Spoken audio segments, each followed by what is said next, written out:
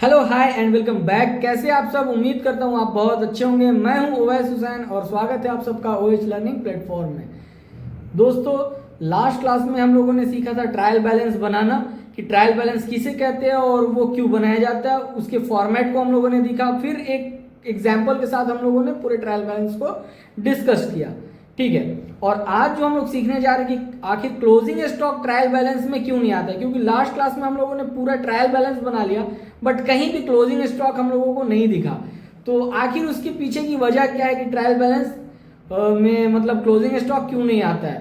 तो चलिए आज की क्लास को हम लोग यहाँ से स्टार्ट करते हैं। अगर आपने मेरे चैनल को सब्सक्राइब नहीं किया तो प्लीज सब्सक्राइब कर लीजिए, और अगर आपको मेरी वीडियो अच्छी लगती है तो इसको लाइक कीजिए। चलिए बिना किसी देरी के अपने क्लास को आगे बढ़ाते हैं। चलिए इस चीज से समझते हैं कि सबसे पहले हमारा क्वेश्चन ये है कि क्लोजिंग स्टॉक ट्रायल बैलेंस में क्यों नहीं आ रहा है। ये सबसे बड़ी चीज है।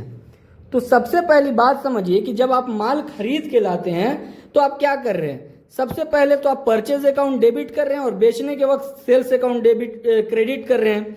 तो ऐसा तो है नहीं कि आप यहाँ पे स्टॉक का अकाउंट को डेबिट कर रहे हैं या क्रेडिट कर रहे हैं। ठीक है, अगर सपोज कीजिए यही आपने स्टॉक अकाउंट खोला होता तो आपको यहां पे बैलेंस शीट में पता चल जाता है कि आपका क्लोजिंग स्टॉक कितना है। यहां पे आया परचेज और यहां से जब आपका चला गया, सेल हो गया, तो आपको ये पता चल जाता, यहां पे आपका बैलेंसिंग फिगर पता चल जाता कि आपका स्टॉक कितना बच रहा है। तो आपने ये तो खोला ही नहीं है माल को खरीदते वक्त या बेचते वक्त, ये आपने किया नहीं है। जब आप कर क्या रहे हैं कि परचेज अकाउंट डेबिट कर रहे हैं और सेल को क्रेडिट कर दे रहे हैं, तो माल आ रहा है तो परचेज हो रहा है और जा रहा है तो क्रेडिट हो जा रहा है। तो यहां पे सबसे पहला रीजन ये हो गया कि चूंकि स्टॉक का अकाउंट नहीं खुल रहा है तो हम लोग क्या कर रहे हैं कि मतलब उसको ये ट्रायल बैलेंस में हम लोग नहीं ले जाएंगे, क्योंकि स्टॉक का जब लेजर ही नहीं बना है तो ट्रायल बैलेंस में भी नहीं जाएगा। पहला रीजन ये हो गया। अगर मुझे अब उसको काउंट करना है, पता लगाना कि रियल में स्टॉक हमारे पास है कितने का, तो हम लोग क्या करेंगे कि स्टॉक रजिस्टर मेंटेन करेंगे। अब उस स्टॉक रजिस्टर में हम लोग ये लिखेंगे कि कौन सा वाला स्टॉक कितना आया है और कितने वैल्यू का है। तो ईयर एंड में इससे हम लोग को ये पता चल जाए कि ये स्टॉक इतने रुपए का आया था, इतना यूनिट, और इतना जब चला गया तो रिमेनिंग इतना है, तो इस अमाउंट का ये स्टॉक अभी होगा। ठीक है, या दूसरा चीज, हम लोग हर एक स्टॉक की फिजिकल काउंटिंग कर ले तो हम लोग को क्लोजिंग स्टॉक का वैल्यू मिल जाएगा।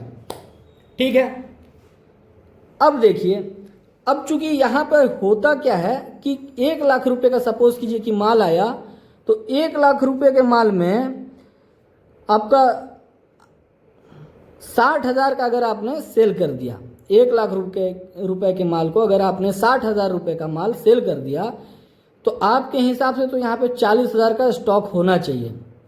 बट ऐसा होता है क्या? बिल्कुल नहीं, क्योंकि जो भी हम लोग माल बेचते हैं वो क्या होता है, कॉस्ट प्लस प्रॉफिट। तो हो सकता है कि ये माल की कीमत होगी 50,000, तो 50,000 रुपये का आपका क्लोजिंग स्टॉक हो जाए यहाँ पे।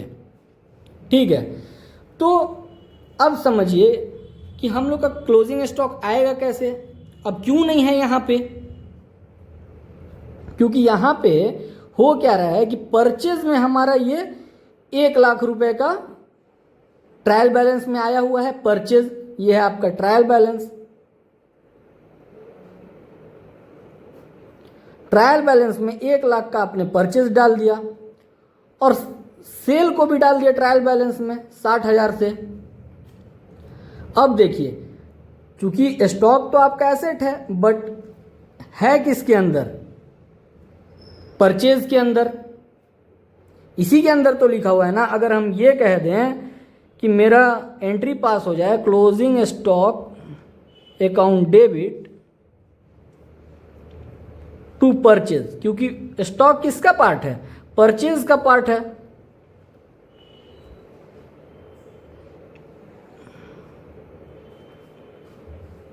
$50 के।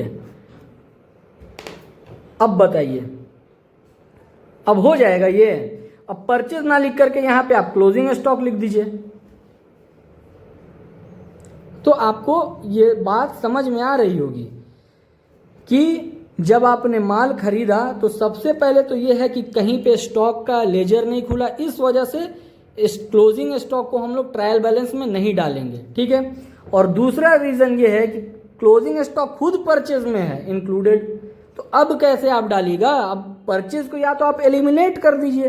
परचेज आपका जो है 1 लाख का है, जिसमें 50,000 रुपये का माल चला गया, ठीक है, क्योंकि ये तो कॉस्ट प्लस प्रॉफिट होता है।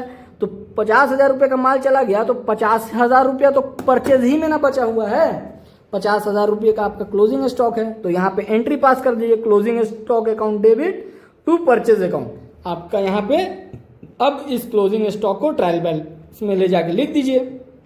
इस तरह से होता है।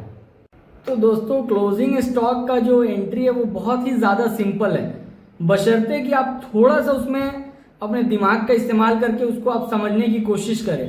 क्योंकि आप खुद से सोचिए कि जो स्टॉक आपके परचेज में एडेड है उसको जब बाहर निकालना होगा तो परचेज को तो हटाना होगा, क्योंकि आपने अगर 1 लाख का माल खरीदा है और उसमें से 50,000 का चल गया, बट आप फिर भी परचेज कितने का ट्रायल बैलेंस में दिखा रहे हैं, आप तो 1 लाख का ही दिखा रहे हैं। एक बार फिर से सुनिए कि आपने 1 लाख का माल खरीदा और 50,000 का स्टॉक आपने बेच दिया 60,000 रुपए में, मगर फिर भी आप ट्रायल बैलेंस में स्टॉक कितने का दिखा रहे हैं, आप स्टॉक दिखा रहे हैं 1 लाख रुपए का। तो ये 1 लाख रुपए ही में तो आपका क्लोजिंग स्टॉक है। दरअसल आपके पास स्टॉक बचा कितना है, आपके पास स्टॉक जो है वो है 50,000 रुपए का, तो आप 50,000 रुपए का क्लोजिंग स्टॉक बना लीजिए।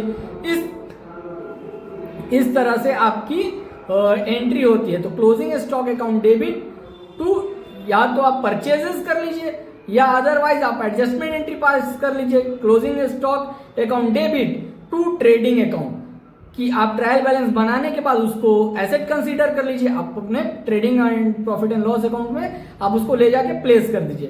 तो आज के लिए इतना ही, मिलते हैं कल एक नई वीडियो के साथ। धन्यवाद।